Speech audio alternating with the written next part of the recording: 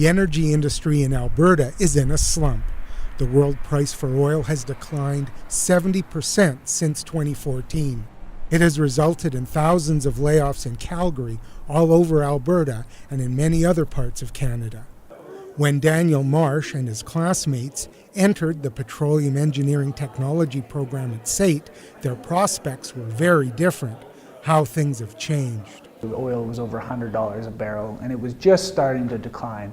So entering the program at that time, everybody was very excited about the potential prospects coming out. But as of today, where oil is hovering about $30 a barrel, it's a different story. The namesake of SAIT School of Energy, Keith MacPhail, was in exactly the same boat as Daniel when he graduated in the 80s in the midst of an Alberta oil slump.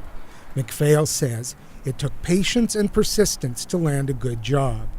You just have to kind of focus on the horizon and understand that the business we're in is providing, energy to a growing population, and that there was always going to be a demand for what we have to produce. And so if you continue to sort of look over the horizon, beyond the kind of the lows, it kind of keeps you focused on the business. Guillermo Sordo's job is to keep his eye on the horizon. He's an economist with Calgary Economic Development.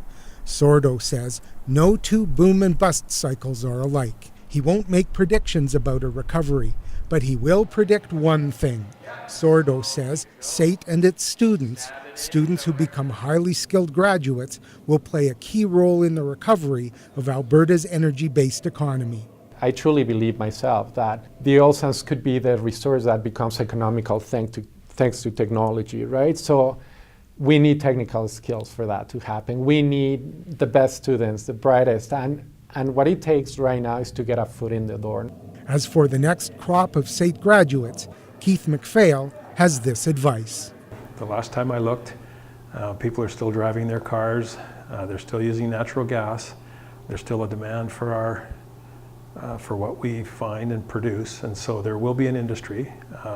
We will come through this, and so I think graduates are going to just have to exercise a little bit of patience and persistence.